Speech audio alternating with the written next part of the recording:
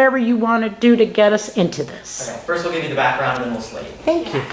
So previously we are brother and sister. It is Christmas Eve and her character had written I've written a memoir about my older brother and his involvement with like a bombing of this veterans home. And veterans, not veterans home, Hospital? a recruitment center. And so, and the bombing like killed someone, and it brought like a ton of attention into my family because my family was very like, we're very wealthy and we're very like well known. And so it brought a lot of attention into our family. So I wrote this whole memoir about it that kind of criticizes a lot of things about my family, and I am liberal rather than conservative.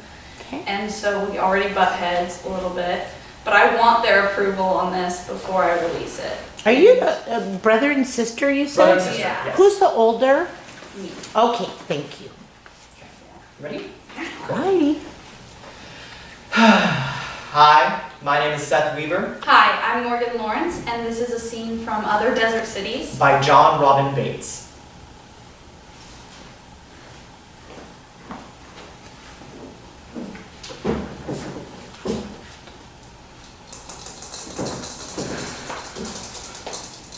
I can make us a sandwich. You haven't eaten since breakfast. Oh God, not really very hungry actually. Not supposed to not eat, Brooke.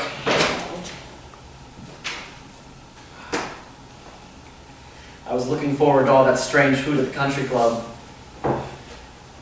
Crab legs, a whole roast pig, and suddenly there's like pad thai and Viennos. Crazy mix. I think I've successfully demolished Christmas Eve. They've been in there far too long. Preparing the attack. How can you be so neutral on this?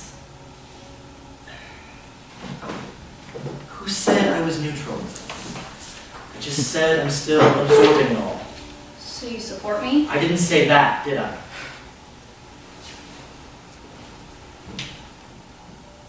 Look, I haven't read the whole thing from start to finish, but enough.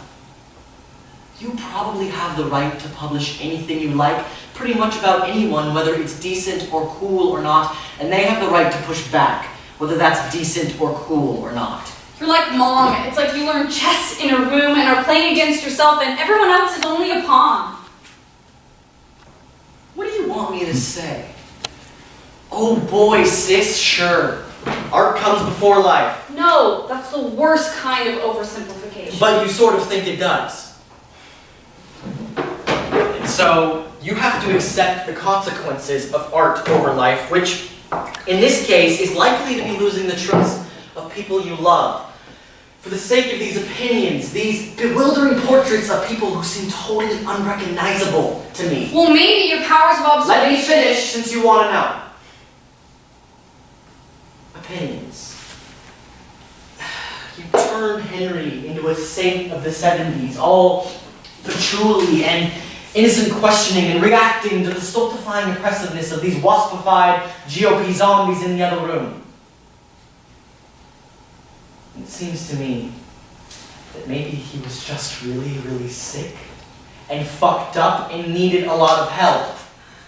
And was hanging out with mad bombers at the very least. I mean, Christ, I was 5 when this happened and reading it made me feel guilty. But Mom and Dad, you think they don't blame themselves? They let him go. They weren't helping him. They kicked him out. Did they let him go? Or did he just fly off in rage and fury? It seems you're looking for an apology. Well, maybe they have apologized and you just haven't noticed it. An apology? People don't write a book because they want apologies, Trip. They write a book because of who they are. A person who writes books. The only obligation I have is to myself. To write it. Well, that's as far as it goes. I am not a publicist. I am not a hagiographer. I am a writer. And this is my flawed version of what happened. I didn't come here to be emotionally blackmailed and censored by 2 people who live very public lives and then hid in the desert. Thank you. Hey,